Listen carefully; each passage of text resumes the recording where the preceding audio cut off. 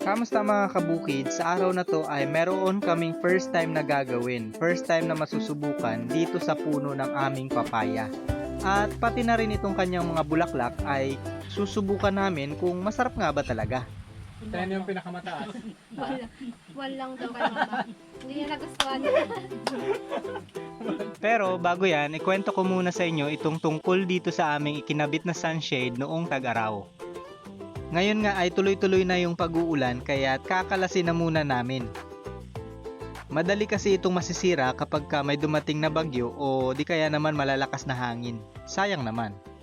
Ligpitan na muna mga kabukids kasi ito ay sunshade. Wala nang sun. Panay na po kasi yung pag-ulan-ulan ngayon. At panay na rin yung pagkakaroon ng malalakas na hangin. Kaya sabi namin, tanggalin na muna namin itong sunshade kasi masisira lang ng tuluyan. At ibabalik na lang namin kapag tag-araw na ulit. Pag meron na ulit sun. Sayang naman kasi kung masisira. Uy! Lumipad na naman si Laki sa bubunga. Puputulan ka namin ng pakpak. Oops, sumabit. Ayan o, dami na naman ulit bunga mga kabukids yung ating siling pansigang. Pitasin natin yan mamaya. Ayan o, nagkakahindugan na. Nagkakahinugan na yung iba. Ayan, marami na naman. Hoy! Andyan ka na naman sa bubong.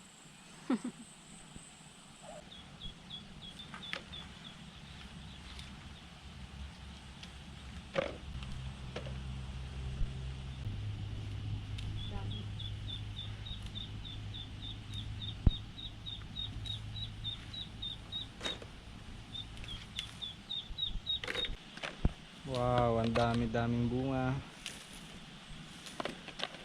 Buhatin mo na lang kaya yung buong paso at ibenta. Kasama na yung bunga. Sama na puno. At yan mga kabukids, nakapuno kami ng 2 paso na bunga ng mga sili mula dito sa aming mga tanim. Kagaya nga ng sinabi ko, ngayong araw ay meron akong gustong subukan sa puno ng lalaking papaya.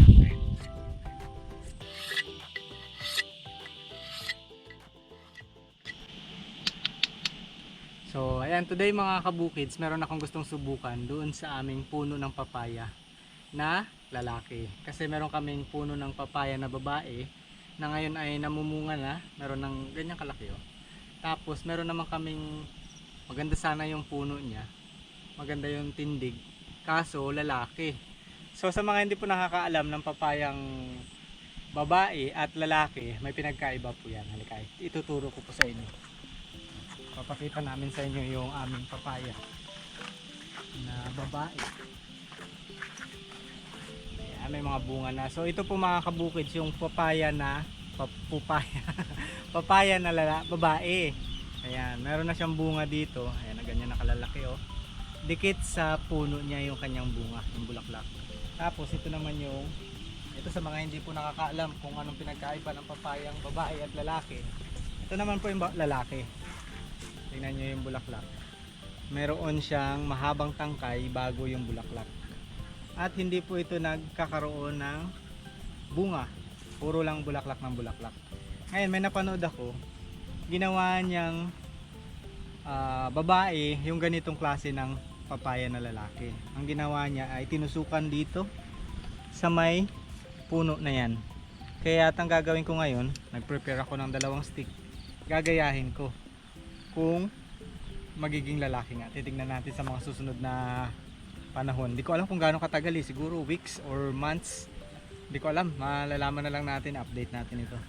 Kung naging babae o naging lalaki pa rin o namatay.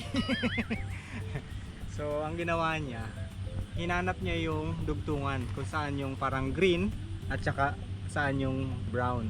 And then nilalagyan niya ng tusok dito sa gitna ng pagitan. So ganun din yung gagawin ko. Gagayahin natin yan. Uy, nagkakandalaglagan. Comment po kayo kung na-try nyo na ito mga kabukids. Kasi yung mga iba nagko-comment, ano naman, na-try na daw nila, meron ding hindi daw nag-work, meron namang nag-work daw, kaya hindi natin alam kung ano ba talaga. Sa mga viewer po namin na nakatry na, comment po kayo kung na-try nyo na, kung anong naging result. Pa-X, pwede nang talian dito ng panabong na manok at meron ng mapagdadapuan. Tapos ayan, tapos ito tinanggal niya yung mga bulaklak.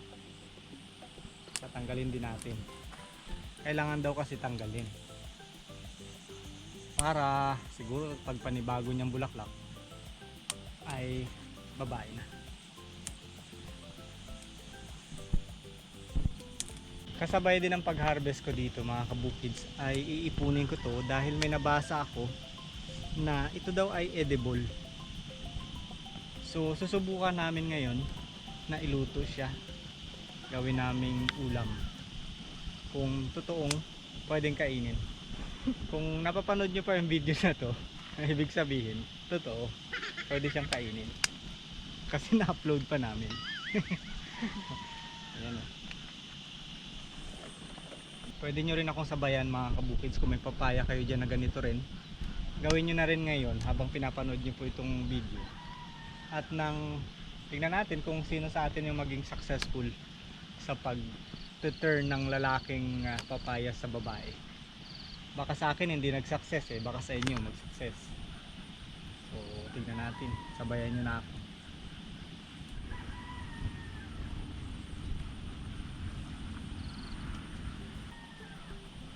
So yan ang ating susubukan ngayon.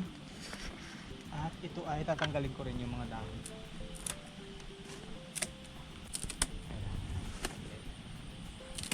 Iwasan natin. Okay na kaya yan? Isa pa.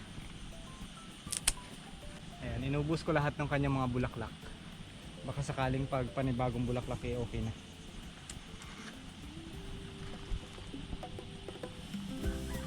Cross finger. Finger cross. Sana maging okay. At ito yung ating ulam today. Subukan natin tong i-stir fry.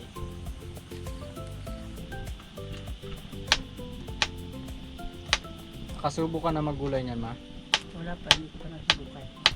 Ngayon pa lang. Ngayon ko pa lang matikman. Pero yung ginawang lalaki, Nagawa ko na. ginawang babae pala. Lalaki ginawang babae, nasubukan ko na. Parehas sa ginawa ko. Medyo magkaiba sa'yo, tusok. Akin biak. Parang patusok din ganyan. Tusokin mo ganyan ng kutsilyo. Bago ipakross mo na ganyan. Hindi na putol? Hindi. Gawin natin yung susunod. Kapag ka hindi nag-work yun, subukan ko yung sinabi. Naging babae din ba? Oo, nagbunga sa babae. Dahil first time namin itong gagawin.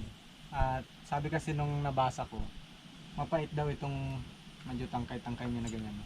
Kaya sinasagad namin mga kabukids hanggang dito mismo sa yan, sa pinakabulaklak lang. Yan, sagad na sagad yung pagkakakuha namin. Baka kasi mapait nga, hindi natin mapakinabangan. So, yan. Sana okay. Tapos sabi, ito daw ay pakukuluan. Para magtanggal yung ano niya. Para mabawasan yung kanyang pait. Abang pait nga.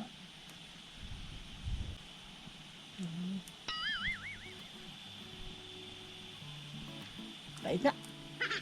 Pait.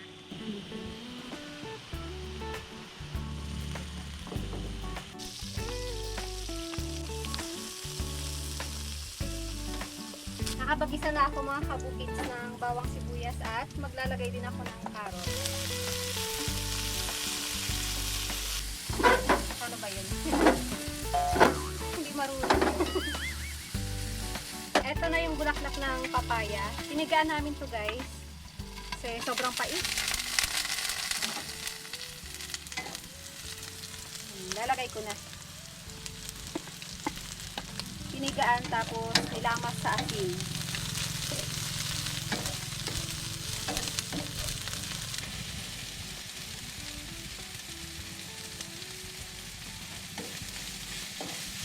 tinikman namin to bago pigaan kanina.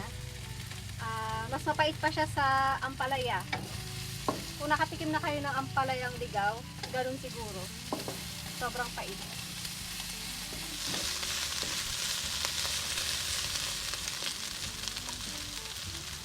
Tapos, meron ako ditong bell pepper. Lalagyan ko din.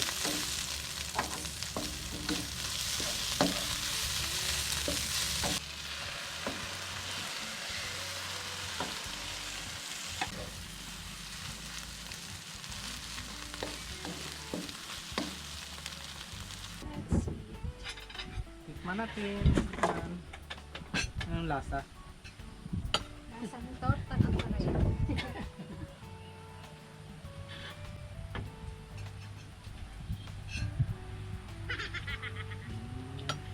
Pwede. Pwede. Pwede naman. Pero meron pa talaga siyang ano, Konting pait, Pwede. sa dulo. Mas matindi siya sa ampalaya. Nawala yung pait niya mga kabukids ng siguro 80%. Pero mararamdaman pa rin talaga yung pait.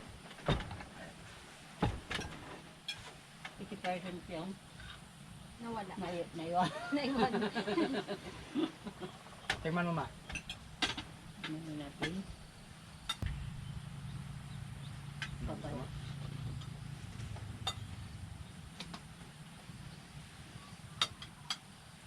Pwede siya mga kabukids, kaso nga lang kung susubukan po ninyo, maganda katulad ng ginawa namin, pinakuluan namin, tapos after nung pakulo, inano pa namin, nilamas namin sa asin.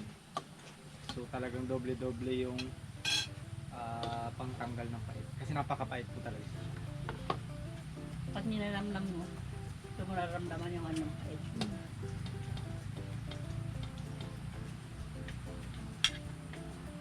Kailangan to, pag nguya mo ng 3 nguya, lunukin mo na.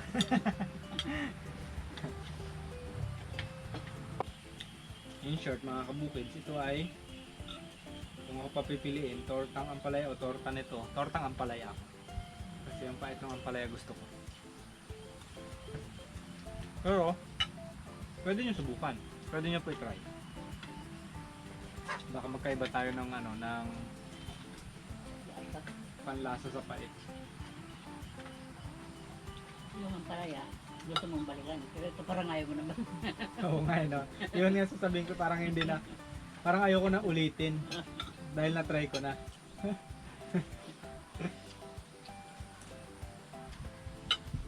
At least nakatry tayo ng bago. Kaya nga. Bagong panlasa. Sinubukan lang naman namin to kasi masasayang guys. At nabasa ko nga, pwede siyang kainin. Tinanggal din natin doon sa ating ano sa ating tinuli na ampalaya, na papaya.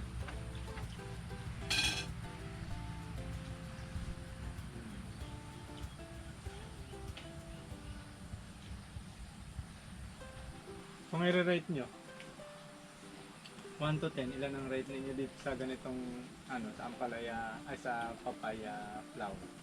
Sa akin 7. 7? Tama? 10 yung pinakamataas. One lang daw kay mama. Hindi niya nagustuhan. Sa akin, Sige ako, mataasan ko ng konti, 2 ako, 2. sa akin, kasi mahilig din ako sa tortang ampalaya. Hindi naman masyadong nagkakalayo ng bongga. So 7. Ako nasasarapan. Yung hindi ko nagugustuhan sa kanya, yung aftertaste. No? Yung aftertaste na the more nang inunguya mo siya, the more na hindi mo siya magugustuhan. So yan mga kabukids, ang ating na-try ngayon dito sa bukid ang bulaklak ng papaya. Mapait. So, pwede nyo po i-try kung gusto nyo i-try. Yun lang masasabi namin. Baka magustuhan nyo. Thank you guys for watching. Bukids. Busin pa namin. Kung kaya pa namin. Kaya mo. Sayang yung itlog. Saka yung carrot. Mahal ang carrot. Kala ko masarap. Sabi mo masarap. May humabol. Anong rate mo? 1 to 10, ano rate mo? Parehas sila ng rate ni Mama B. Humabol si Bilog. At nung una okay pa eh. Konti lang kinain niya, dinamihan niya ngayon. Napaitan na.